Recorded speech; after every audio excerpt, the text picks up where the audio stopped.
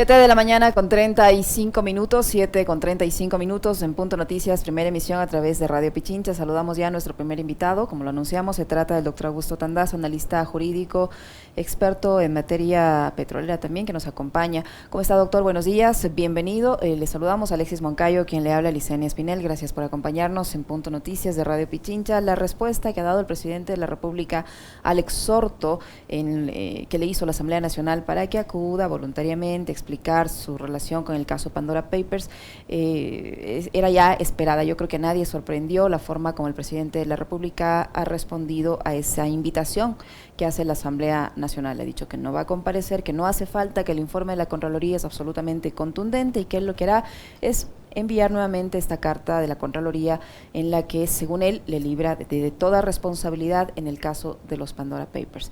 Sin embargo, esa respuesta de Contraloría se produce horas antes del debate en la Asamblea Nacional y no hay una explicación pormenorizada por parte de la Contraloría de cómo se realizó esta investigación que determinó la conclusión que ya conocemos. No se sabe si hubo cooperación con instituciones internacionales que le digan, mire, hemos investigado acá, más allá.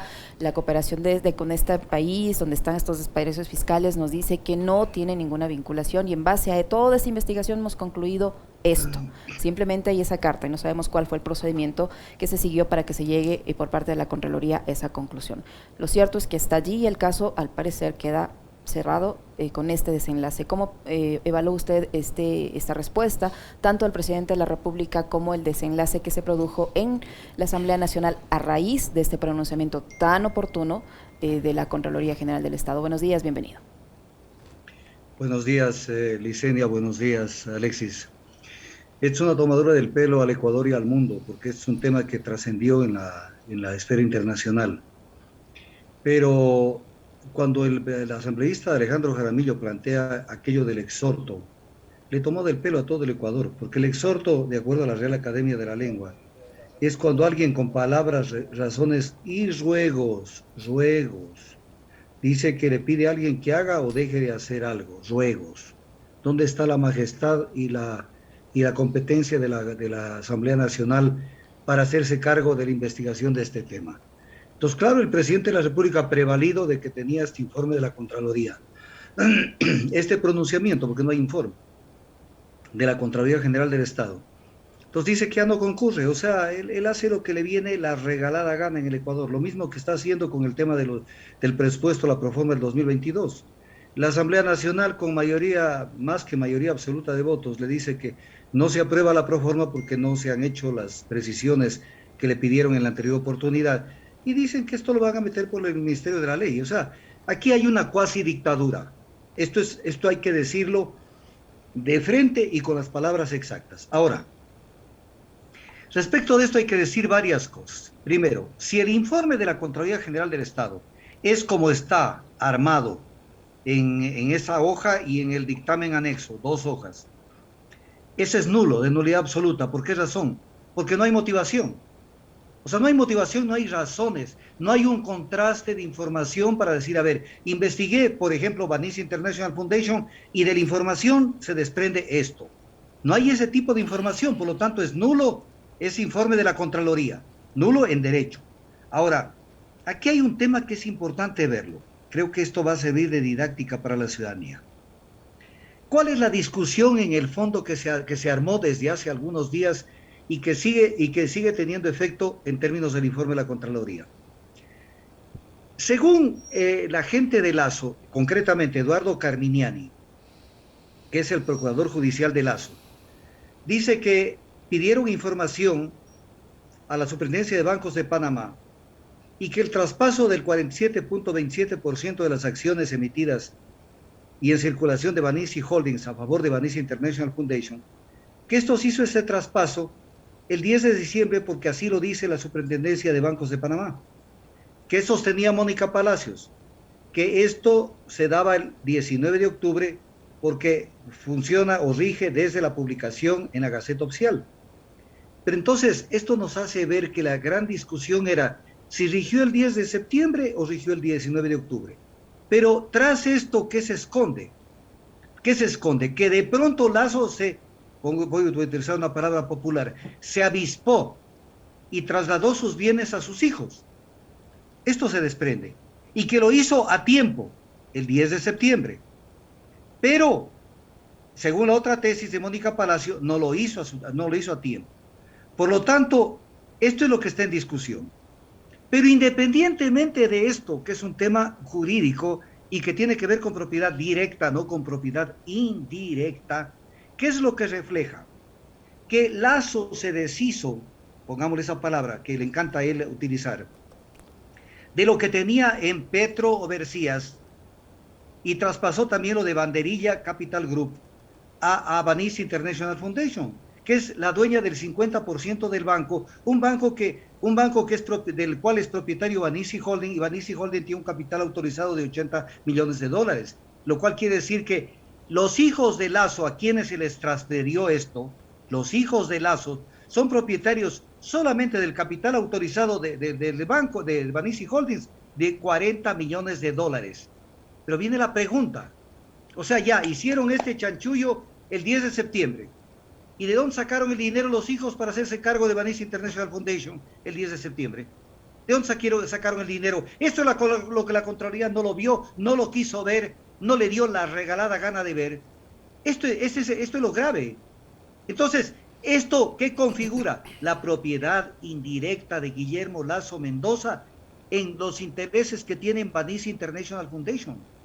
O sea, es clarísimo, porque no es que cogió lo que tenía en Petro Overseas o en Banderilla Capital Group y quemó los billetes. Y ya se desapareció esto. No, esto fue a parar en manos de los hijos y eso es propiedad indirecta. Y esto es lo que sanciona precisamente la Ley Orgánica para Aplicación de la Consulta Popular del 19 de febrero de 2017 y también sanciona la ley para la presentación y control de las declaraciones patrimoniales juramentadas. ¿Qué es lo que dice la primera ley? Que es clarísimo lo que dice. Se presume la propiedad, es una presunción de derecho, no es una presunción de hecho, de derecho. Se presume la propiedad de bienes o capitales en aquellos casos en los que el cónyuge o los hijos sean propietarios de bienes o capitales conforme lo establecido en este artículo, el artículo 4 de la ley, salvo prueba en contrario que demuestre que la propiedad de tales personas no obedece a tramas de evasión de la prohibición contenida en esta ley. ¿Y qué dice la ley para la presentación y control de las declaraciones patrimoniales juramentadas?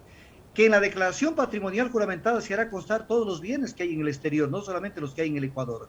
Y que de existir inconsistencias, que es este caso, el artículo 15 dice que se deberá realizar un examen especial que podrá hacerse extensivo a los parientes comprendidos en el 4º grado de consanguinidad y 2º de afinidad, precisamente para lo que dice la misma ley, dice, para perseguir los graves indicios de testaferrismo.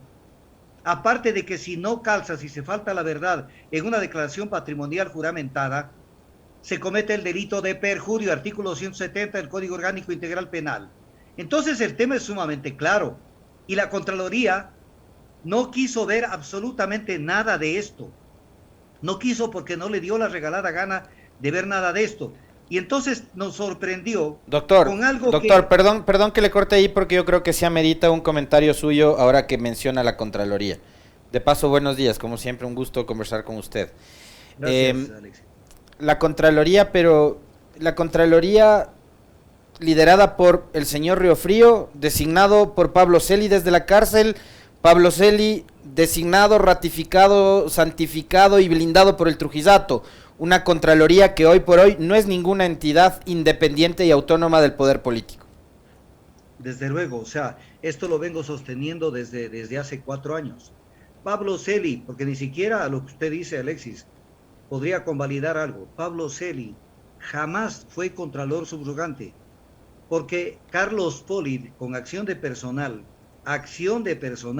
siendo Contralor General del Estado, lo removió del cargo de Subcontralor General del Estado.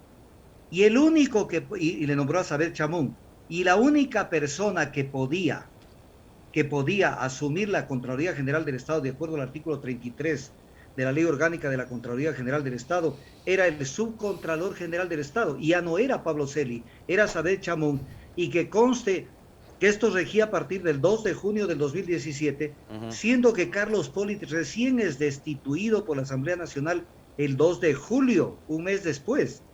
Por lo tanto, Pablo Celi jamás pudo hacerse cargo de la Contraloría. Y luego se dan todo este tipo de cosas que culminan con un tema que es chusco, es repugnante, porque ¿quién está a cargo de la Contraloría General del Estado?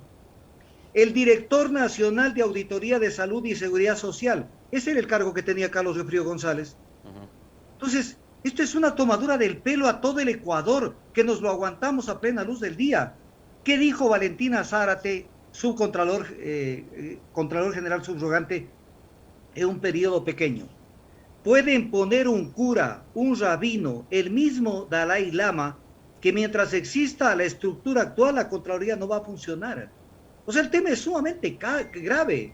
O sea, la Contraloría vive un régimen de usurpación de funciones desde el 2017 y con mayor evidencia desde Carlos Riofrío González. Y es otro delito del Código Orgánico Integral Penal, usurpación y simulación de funciones públicas, artículo 287. Entonces, ¿qué le pasa al Ecuador? ¿Qué les pasa a estos asambleístas que creen que pueden tapar la luz del sol a todo el Ecuador y engañarlo con esto? Yo le mencionaba el tema del Contralor porque es un Contralor que está, digamos, hoy por hoy respaldado por el presidente Lasso. Recordemos que hace algunos días el propio Lasso dijo, me reuní con el Contralor, lo recibí en el Palacio y tal. Ese Contralor hoy por hoy no es una autoridad legítima, usted lo acaba de decir, doctor Tandazo, parece que le debe además muchos favores, incluida su permanencia al actual gobierno, pero además tenemos una asamblea que yo comentaba hace un momento que sobre la cual había expectativas, entre comillas, porque uno entendería que la supuesta izquierda, Pachacuti, Guidé, Unes, formaban ya una mayoría absoluta y que con eso era suficiente como para poder considerarse un contrapoder a lo que iba a ser un gobierno de corte neoliberal y de derechas como el del presidente Lasso. Pero resulta que las izquierdas ahora lo que buscan, parecería, todas, sin excepción, es acordar o pactar con el gobierno. Entonces, una asamblea en donde no hay una mayoría política de oposición al gobierno, porque todos pactan, la idea tiene embajadores, tiene funcionarios con jerarquía de ministros, Pachacuti tiene una presidenta que el día que se posesionó le agradecía al presidente Lasso, un discurso inentendible además, y bueno, lo de UNES ya vimos en la abstención de la semana pasada, etcétera. Entonces no hay condiciones como para que haya un proceso de fiscalización serio en contra de Lasso. Así es. Yo tuve una conversación el otro día, una conversación política, no en medio de comunicación, sino con algunas personas. Y ahí escuché una frase de un politólogo que discutíamos sobre si existe izquierda en el Ecuador, y él contestó con una carcajada y dijo, porque yo pregunté dónde está la izquierda, y él dijo, al fondo a la derecha. Al fondo a la derecha, es una frase hermosa. Al fondo a la derecha, porque usted me da pábulo para decir varias cosas. Primero, ¿cuándo se comenzó a escapar la liebre? Cuando no quisieron entender o qué es lo que sucedió. Cuando Paola Cabezas, nombre y apellido, mociona dentro de la Comisión de Garantías Constitucionales que no es necesario que concurran los parientes de Lasso, hijos y la esposa, a dar su versión ante la Comisión de Garantías sobre la propiedad de estos bienes. Y daba a entender de que esto era porque no son servidores públicos. A ver, el servidor público es Lasso y el que puede ser sancionado es Lasso, pero eso no quiere decir que no puedan y deban concurrir sus parientes para que expliquen, no si está a nombre de ellos, que ya lo sabemos que está a nombre de ellos, pues, ya lo sabemos, yo tengo todos los papeles delante mío de lo que traspasaron a nombre de los hijos, incluyendo a una de las hijas, María Mercedes Lasso Alcíbar, que es soltera y estudiante. ¿De dónde sacó 8 millones de dólares para el capital de Banisi Holding? ¿De dónde sacó? Ya lo sabemos, pero el tema era preguntarles la siguiente pregunta. La primera es, ¿tienen ustedes a nombre de ustedes esto? Sí, porque no podían negarlo.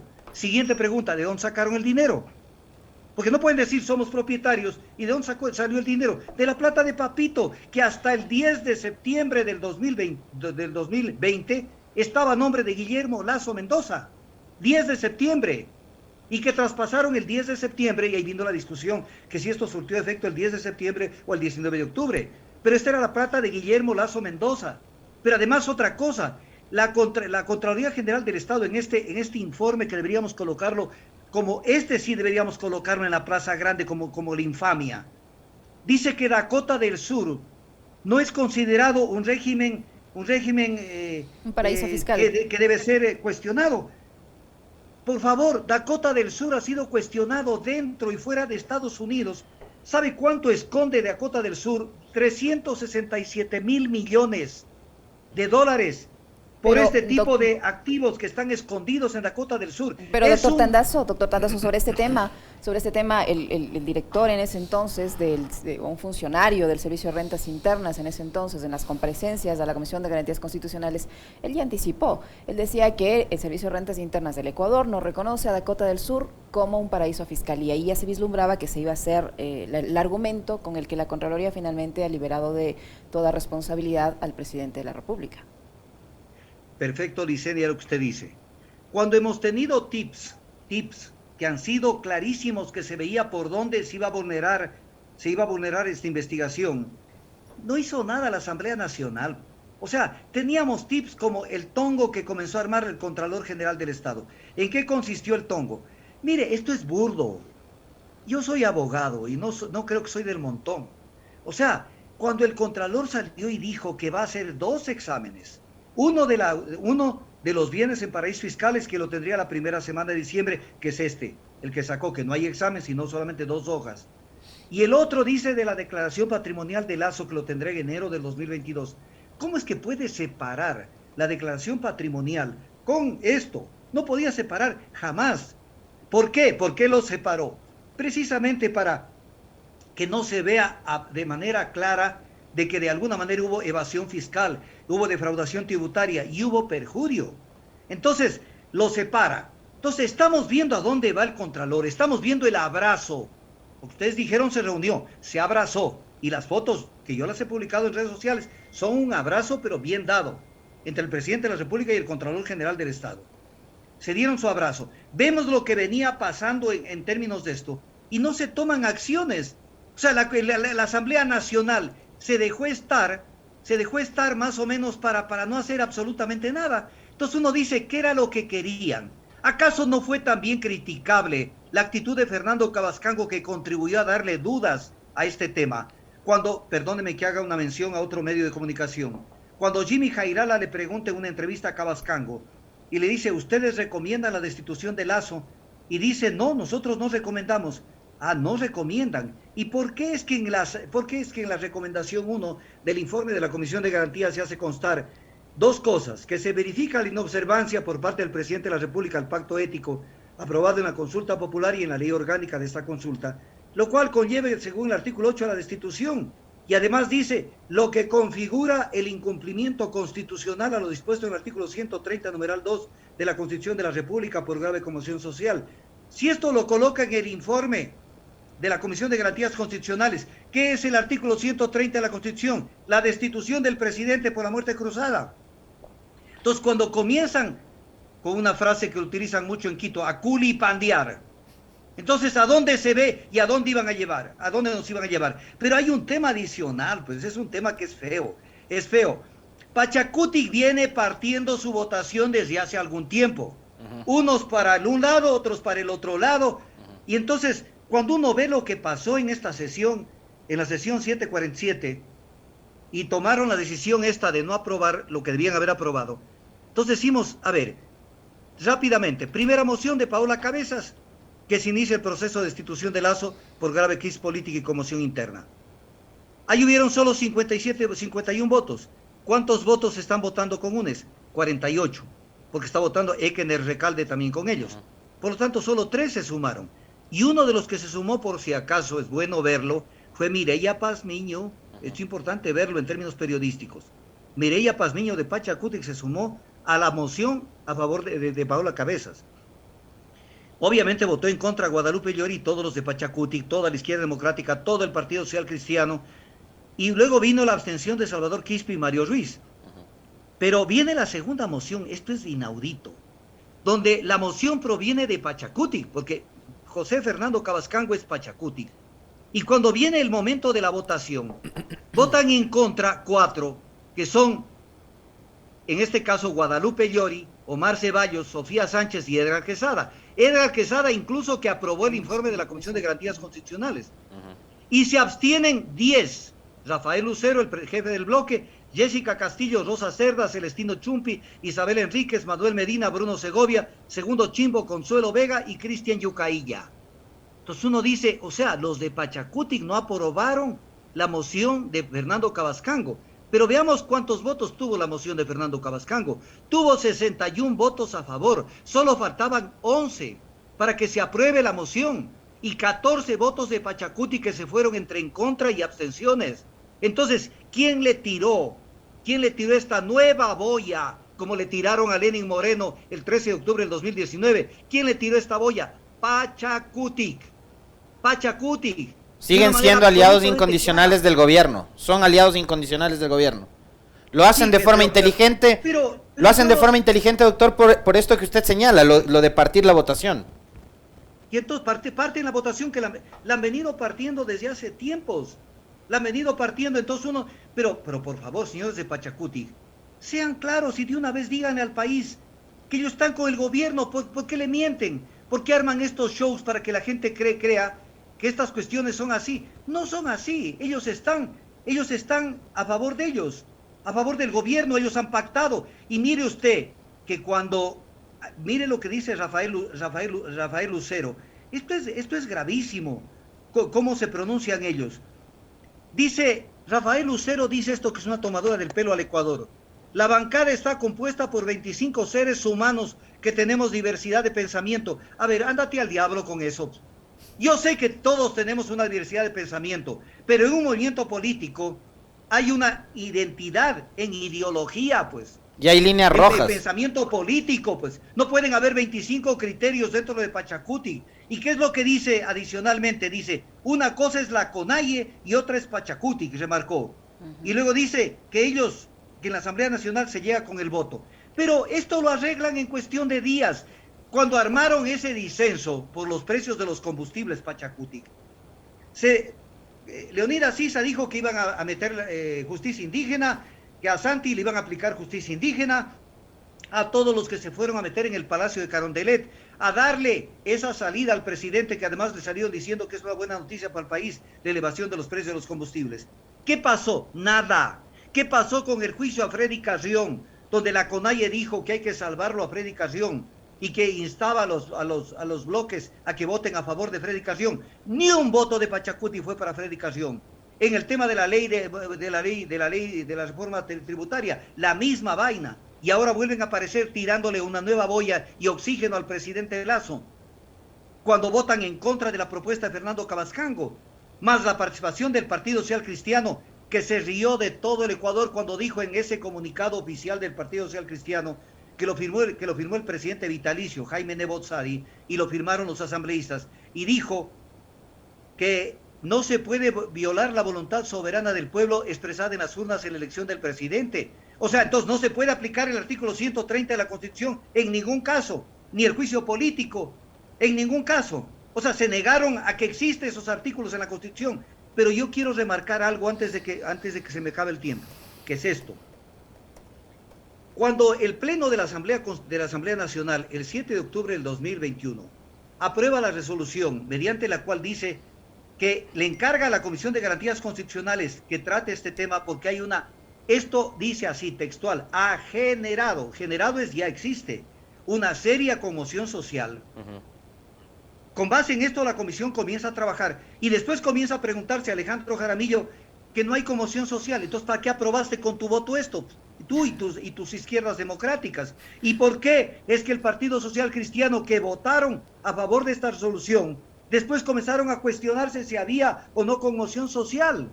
Entonces viene el tema donde yo lo dejo en la mesa, ahí boteando para que la gente lo analice. ¿No será que al estilo del Ecuador, y esto no es una defensa a Lasso, lo pusieron en el filo del precipicio con esa resolución? Porque fue una resolución brutal, con 105 votos, que prácticamente le dijeron a Lasso, ve, estás destituido, para que se mueva, 105 votos. Y después comenzaron a recular, a dar retro y a ofrecerles salvavidas. Los socialcristianos, parte de Pachacutic, la izquierda democrática, esa posición ambivalente de Paola Cabezas y etc. cosas. Entonces, o sea, yo le creo lo que decía Alfredo Pareja, 10 consejos. 10 consejos. Yo le creo una dificultad para venderle la solución de la dificultad. O sea, yo le creo el problema, pero yo soy, como decía alguna vez una propaganda de un banco hace unos 30 años, yo soy su amigo solución. Cuenten conmigo, yo soy su solución. Oiga, doctor, yo tengo dos preguntas, van por cuerda separada, pero le quiero plantear la primera, pero una respuesta corta, no me exagere. Porque me están pidiendo además, su hinchada está pidiendo. Una respuesta corta. ¿El informe de la Contraloría tiene argumentos y tiene sustentos jurídicos o es una mamarrachada? Es una mamarrachada porque no tiene motivación. Porque usted en cada caso de estos, ellos hablan de banderilla, de Vanish International Foundation, de todo. En cada caso tenían que analizar caso por caso, abrir un capítulo y decir, a ver, vamos a analizar los bienes de Dakota del Sur, Bretton Trust, Liberty Trust, ok. Esto ha pasado, estos bienes están a nombre de tal persona, estaban a nombre antes de esta, para ver cuál ha sido el tránsito que ha tenido esos bienes. Porque, por ejemplo, según Pandora Papers, Dakota del Sur está en manos, los bienes de Dakota del Sur están en manos de la esposa. Entonces, y obviamente si están en manos de la esposa y no hay disolución de la sociedad conyugal, son bienes de Lazo Mendoza. Entonces, no hay motivación. O sea, no pueden concluir de manera lacónica la Contraloría. No se ha comprobado esto, pero ¿cómo es que no se ha comprobado? El cómo falta. No hay motivación y es nulo. Pero los asambleístas se quedan. Entonces uno dice, ¿por qué se quedan? Porque no quieren hacer la pelea. Ahora, tienen que pelearla, Tandazo, pues, y decir al Contralor, destituirlo y llevarlo y hacerlo que aclare el contenido de ese informe. ¿Dónde está el informe? Porque no, dice, de acuerdo al informe. ¿Cuál informe? Si no hay el informe. Y el único anexo que consta en la carta de Lazo es el dictamen. Véanle usted bien la carta. Y dice anexo dictamen. No dice anexo informe, porque uno puede decir, a Lazo le mandaron el informe. ¿Dónde está el informe? No hay informe. Es nulo lo actuado por el director nacional de salud de la Contraloría General del Estado, que es Carlos Riofrío González. Ahora, y que doctor, no hicieron nada para a tiempo cortarle la viada. Ahora, doctor, ¿Cuál era otra pregunta, antes de que Alexis le haga la otra pregunta sobre este mismo tema, si se supone la Contraloría, de acuerdo al presidente de la República, la Contraloría y la Fiscalía eran las únicas entidades con la capacidad de investigar el tema, y una de ellas, que es la Contraloría, ha dicho que no hay nada que ver, que el señor presidente de la República no tiene ninguna propiedad en el exterior o en los paraísos fiscales, y con eso ya se libera de culpas. Legalmente, ¿qué más se puede hacer, o ya con esto se cierra definitivamente este caso? No, no se cierra, porque por ejemplo lo que deberían hacer las bancadas es pedirle la ampliación al Contralor General del Estado que señale todos aquellos bienes que él cita, el historial de esos bienes, cómo fueron realizados los traspasos. El momento que le digan con pelos y señales, dígame, por ejemplo, Vanish International Foundation, cómo se hicieron los traspasos, a nombre de quién estaban, luego cómo se traspasaron y de dónde salió el dinero, se va a ver con toda claridad que es propiedad indirecta, pues. Y la siguiente pregunta, ¿usted verificó de dónde salió el dinero de los terceros vinculados de los que habla la ley orgánica de la aplicación de la consulta? No va a haber esa información, y en ese momento se cae el informe. Pero pídanlo, pues, pídanlo, pero no lo hacen, o no lo entienden, o se hacen los locos. Entonces, este es un tema que es fácil de desarmarlo para entender no va a ser tan pendejo Lazos. O sea, que va a llegar al 24 de mayo del 2021 con toda la propiedad de los bienes en paraísos fiscales a nombre de él. Lo que hace es traspasar a sus inmediatos allegados. Y eso es lo que sanciona la ley. Pero hay un tema que, Licenia, le quiero aclarar. Lo constitucional prevalece sobre lo legal. Porque nos están llevando a un terreno diciendo, es que eso establece la ley para la consulta popular, que la Contraloría analice. Pero eso no quiere decir que la Asamblea Nacional no tiene las competencias que le dé el artículo 130 de la Constitución por sobre lo que diga la Contraloría General del Estado. O sea, estamos ante un caso donde la Asamblea Nacional se subsume ante lo resuelto por un órgano de control. La competencia de ellos es analizar, fiscalizar. Y el control político incluso está sobre el control legal. Sobre esto merece solo una entrevista sobre ese tema. Para entender que el control político no es igual al control jurídico. Y entonces, ¿a quién le toman del pelo? No, es que esto dice la ley. ¿Y qué dice la Asamblea Nacional con sus competencias? Que no nos tomen del pelo, pues. Doctor, a propósito de las votaciones de los últimos días, mucho se ha comentado sobre si hubo o no hubo el dichoso acuerdo, de que si ese acuerdo tenía o no tenía que ver con la situación de algunos de los perseguidos de la Revolución Ciudadana. Ayer Guillermo Lasso, a propósito de este tema, ha hecho referencia a eso. No sé si tenemos el audio para escucharlo y complementar a partir de la declaración del presidente Lasso mi pregunta para el doctor Tandazo sobre que no hubo acuerdo con el correísmo. Ha dicho Guillermo Lasso, creo que con eso queda más que claro entonces de que no hubo acuerdo, de que no hay acuerdo.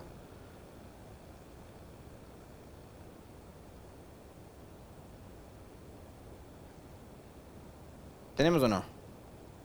La ley entró en vigencia en base al artículo 140 de la Constitución. ¿Qué dice ese artículo? Que el Ejecutivo podrá enviar una ley con carácter de urgente que deberá ser tramitada en los próximos 30 días de la presentación. La Asamblea tiene las siguientes opciones: haberla aprobado, modificado o negado. La Asamblea no la aprobó, no la modificó, no la negó, por lo tanto entró por el Ministerio de la Ley.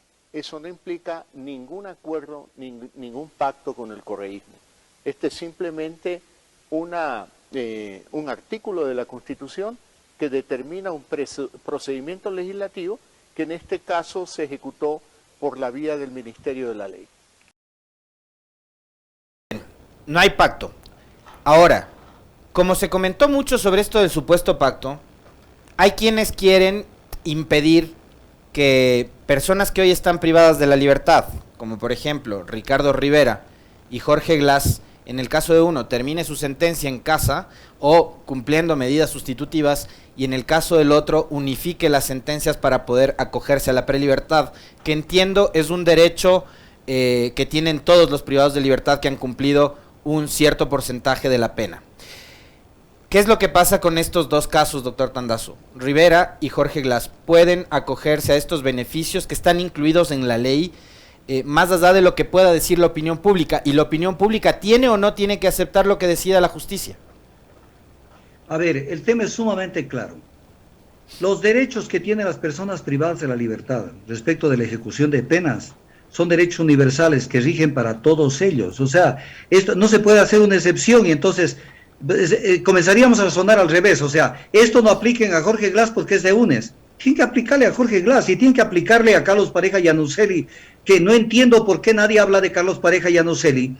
Porque Carlos Pareja Llanuselli nunca le otorgaron el procedimiento abreviado cuando él con sus propios pies vino al Ecuador, vino de la mano de José Serrano y lo vulneraron y después lo pusieron como un preso más. Entonces, estos derechos ellos los tienen,